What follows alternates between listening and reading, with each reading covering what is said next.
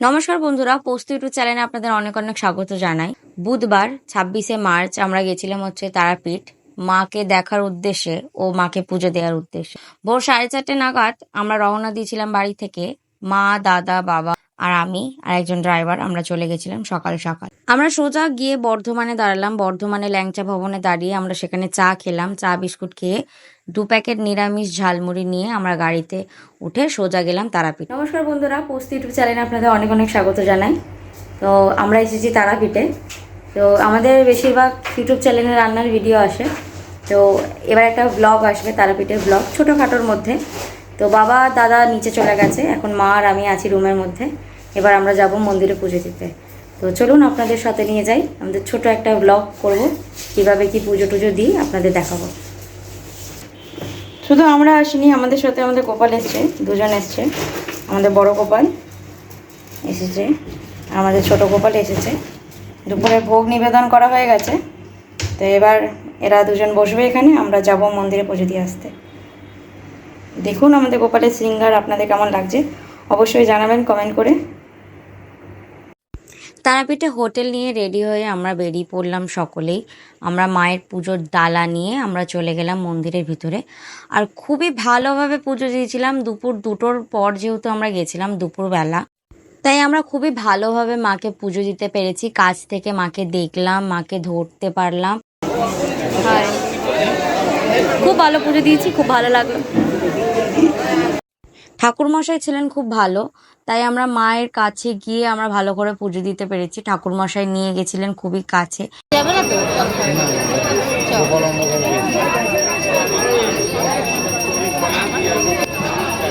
যেহেতু মন্দিরের ভিতরে মোবাইল অ্যালাউ করছে না, তো তাই আমরা পুজো দিতে যাওয়ার কোনো ভিডিও আপনাদের দিতে পারলাম না।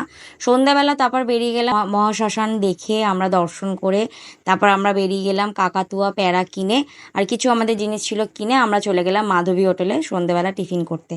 আর ওখানে নিরামিষ রান্না পাওয়া যায়, খুবই সুন্দর, খুবই ভালো ওখানে রান্না। তাই আমরা ধোসা অর্ডার করেছিলাম, বাটার মশলা ধোসা, খুবই সুন্দর ছিল। আপনারা যদি যান নিরামিষ হোটেল খোঁজেন তাহলে অবশ্যই মাধবী হোটেলে চলে যেতে পারেন। ভিতরের দৃশ্য খুব সুন্দর ছিল। এত ভালো ধোসা খেতে হয়েছিল, তাই আমরা 2 প্লেট অর্ডার করেছিলাম। আমি আর দাদা দুজন শেয়ারিং করে খাচ্ছিলাম। আর আমার দাদা খুবই মজার মানুষ, তাই আমার সাথে একটু ইয়ার্কি মারে খুবই। আর আমরা ওখানে গিয়ে খুবই ভালো লেগেছিল। তারাপীঠে খুবই সুন্দর আমাদের সময় কেটেছিল। বাটার মশলা ডোসা পার প্লেট 100 টাকা করে পড়েছিল। আর ওখানে যেহেতু নিরামিষ খাবার পাওয়া যায়, নিরামিষ বাটার মশলা ডোসা দুর্দান্ত খেতে হয়েছিল। যেমন ক্রিস্পি ছিল, ভিতরে একদম মশলাটা খুব সুস্বাদু ছিল। আর যেহেতু বাটার মশলা ছিল, খুবই সুন্দর খেতে হয়েছিল। ওখানে শুধু বাটার ডোসাও পাওয়া যায়, মশলা ডোসাও পাওয়া যায়। আপনারা যদি যান সেখানে অবশ্যই ওখানে খাবেন। ওখানে ভীষণ ভালো খাবার দাবার পাওয়া যায়। বাটার মশলা ডোসার সাথে একটা নারকেলের চাটনি আর একটা সাম্বার দিয়েছিল। নারকেলের চাটনিটা খুবই ভালো লাগছিল, আমার তো খুবই ভালো লেগেছে। আমরা সন্ধ্যেবেলা টিফিন করে চলে গেছিলাম হোটেলে। আমরা বিকি গেস্ট হাউস হোটেলে দাঁড়িয়েছিলাম, খুবই ভালো ছিল হোটেলটা। তারপর রাতে চলে গেলাম খেতে।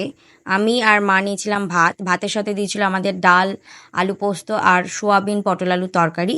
দাদা নিয়েছিল তন্দুরি রুটি আর চিকেন কষা, আর বাবা নিয়েছিল তাওয়া রুটি আর চিকেন তরকা। দুটো রান্নাই খুবই সুন্দর হয়েছিল। আর আমি রাত্রেবেলা মা আর আমি মাছ অর্ডার করেছিলাম। মা আর আমি মাছ নিয়েছিলাম, সেই ভিডিওটা আপনাদের দেখাতে পারিনি।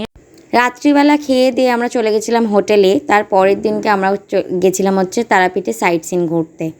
আমাদের নিয়ে গেছিলো আমাদেরই চেনা জানা আমাদের এক দাদা, বিজয় দাদা নিয়ে গেছিলেন আমাদের। আর খুবই ভালো লেগেছিল প্রত্যেকটা স্থান, বেশিরভাগ ছিল ইস্কন মন্দির। আমাদের সাথে ছিল গোপাল সোনারা। 26 তারিখের পরের দিন 27 তারিখের এক ঘটনা আপনাদের বলি। আমরা যখন তারাপীঠে সাইট সিন ঘুরতে যাচ্ছি, তো আমরা রাস্তায় দাঁড়িয়েছিলাম একটা চায়ের দোকানে। ওখানে একজন ছিলেন, উনি ওনার বাড়ির গোপালকে আনতে পারেননি। তো এবার আমাদের গোপাল আমাদের সাথে এবারে গেছিল ঘুরতে। তো এবার উনি যেহেতু আনতে পারেননি, এবার ওনার মনে খুব কষ্ট হচ্ছিল। তো যেহেতু টোটোতেই আমাদের গোপাল ছিল, তো উনি যখন বুঝতে পারলেন যে এখানে গোপাল আছে, তো আমাদের জিজ্ঞাসা করলেন। আমরা বললাম হ্যাঁ। তো উনি এগিয়ে গেলেন, গোপালকে আদর করলেন, দেখলেন, ভালোবাসলেন। 2 প্যাকেট বিস্কুট কিনে আবার গোপালকে দিলেন। তো আমাদের খুবই ভালো লেগেছিল। তো আমাদের খুবই ভালো লাগলো যে গোপাল সত্যি সত্যি প্রত্যেকটা মানুষের কষ্টে সাড়া দেয়, ডাকে সাড়া দেয়।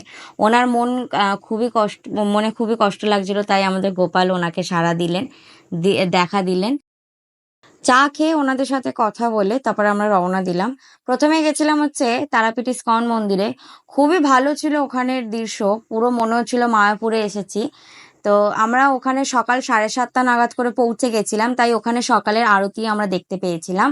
তো আপনারা যদি ইস্কন মন্দির যান, চেষ্টা করবেন সকাল 7:30-র মধ্যে যাওয়া, তাহলে আপনারা আরতি দেখতে পারবেন। আর যেহেতু ফোন অ্যালাউ নেই ওখানে, তাই আমি ওখানে মোবাইল ইউজ করিনি, ওখানে ভিডিও ক্লিপ আপনাদের দিতে পারিনি।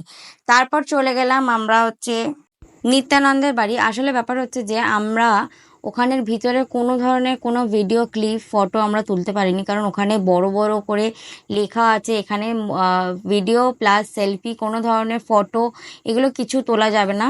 তাই আমরা ওখানের ওই নিয়মকে না ভেঙে আমরা ওই নিয়মকে মেনে আমরা এগিয়েছি।